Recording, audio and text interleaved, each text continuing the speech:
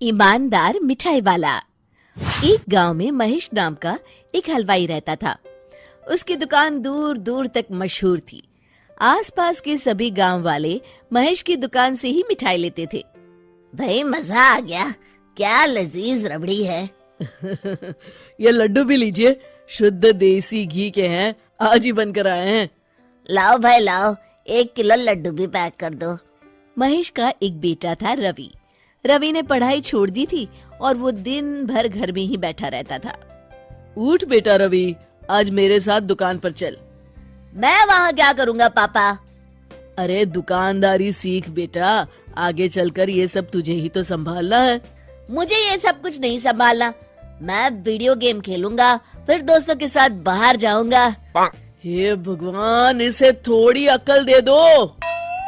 ऐसे ही चलता रहा तो आगे न जाने इसका क्या होगा। महेश बड़बड़ाता हुआ दुकान चला जाता है। दुकान पर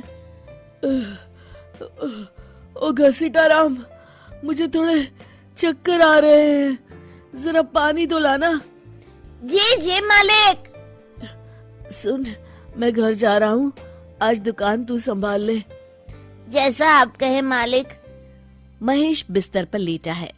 आपको बहुत तेज बुखार है, 1 हफ्ते बेड रेस्ट करनी होगी और ये दवाइयाँ लेनी होगी। हाय राम, ये क्या हो गया आपको? मैं तो 1 हफ्ते में ठीक हो जाऊंगा, पर दुकान कौन संभालेगा? आप फिक्र ना कीजिए जी, मैं रवि को समझाकर दुकान भेज दूंगी। आप बस जल्दी से अच्छे हो जाइए जी। अगले दिन रवि दुकान पर पहुंचता है। आइए आइए मालिक, मैं आप ही का इंतजार कर रहा था। क्यों? ये मेरी दुकान है, मैं जब जी चाहे आऊँ। तुम लोग सुबह से आकर काम पर लग जाया करो, समझे?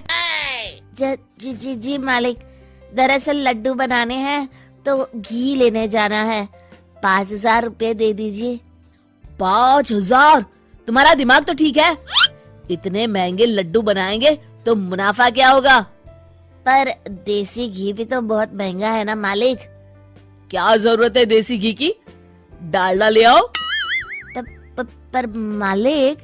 मुझसे बहस मत करो, जितना कहा गया है करो। और क्या क्या बन रहा है? मावे की बर्फी मालिक। मावा मावा मावा, हाँ। तभी उसकी नजर एक डब्बे पर पड़ती है। ये क्या है? ये रवा है मालिक। एक काम करो, हर 1 किलो मावा में 200 ग्राम रवा मिला दो। पर बर्फी का स्वाद बिगड़ जाएगा मालिक। जितना कहा है करो, अब जाओ यहाँ से। अगले दिन। क्या बात है रवि बाबू, आपके पापा दिखाई नहीं दे रहे? अब उनकी तबीयत खराब है। अच्छा भाई अच्छा, बस उन्हें ये बताना था कि वो आज आए नहीं तो उनकी मिठाई बड़ी बेस्वाद लग रही है। लेना है तो लो, वरना चलते बनो।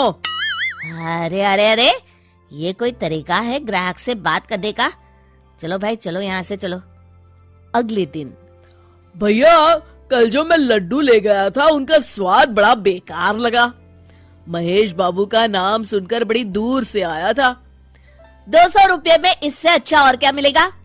सुबह सुबह मनहूस बातें मत करो। कुछ लेना है तो लो, वरना फूटो यहाँ से। रवि के इस व्यवहार के चलते 2-4 दिनों में ही ग्राहकों का आना कम हो जाता है। मैंने तो सोचा था कि कम पूंजी में ज्यादा मुनाफा होगा, पर यहाँ तो घाटा हो रहा है। आखिर चक्कर क्या है? लगता है ये दुकानदारी मेरे बस की नहीं।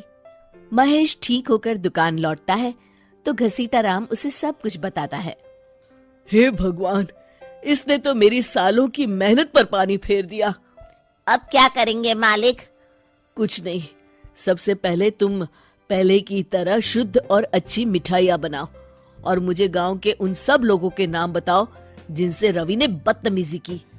रवि, कल सुबह दुकान पर आ जाना, बहुत जरूरी काम है। मुझे नहीं आना, मैंने 1 हफ्ता दुकान संभाल ली है, अब संभालो आप। दुकान तो तूने जैसे तैसे संभाल ली, पर सीखा कुछ नहीं। कल तुझे बहुत जरूरी सीख देनी है। रवि पैर पटकता हुआ बाहर चला जाता है। अगले दिन। ये ले ताजी शुद्ध मिठाइयाँ। मैं इतनी मिठाइयों का क्या करूं? इन्हें उन सब के घर देकर आओ जिनसे तुमने बदतमीजी की, और साथ में माफी भी मांग लेना। अरे पर मैंने तो सिर्फ उन्हें। बेटा, घर आया मेहमान और दुकान पर आया ग्राहक भगवान के समान होता है। अब तू जल्दी जा और कल से कमाल देखना। रवि उन सभी 4-5 लोगों के यहाँ जाकर मिठाई देता है और माफी मांगता है। अगले दिन दुकान पर ग्राहकों की भीड़ लग जाती है। मान गए महेश बाबू, आपने तो आते ही घर तक मिठाई भिजवा दी। बस मेरे बेटे की गुस्ताखी को माफ कर देना भाई, उसमें अब तक बचपना है। हाँ हाँ, आपके लड्डू के बदले हर चीज की माफी है। भाई आज तो मेरे पड़ोसी भी आपकी उदारता देख के दंग रह गए। इतनी बड़ी दुकान के मालिक का बेटा घर तक माफी मांगने आया। भाई रिश्ते निभाना तो कहीं आपसे सीख है। बस आप लोगों की दया है। ताजी रसमलाई आई है, लेंगे आप? हाँ भाई हाँ, 200 ग्राम पैक कर दो। शिक्षा, सफलता पाने के लिए ईमानदार और विनम्र होना बहुत जरूरी है।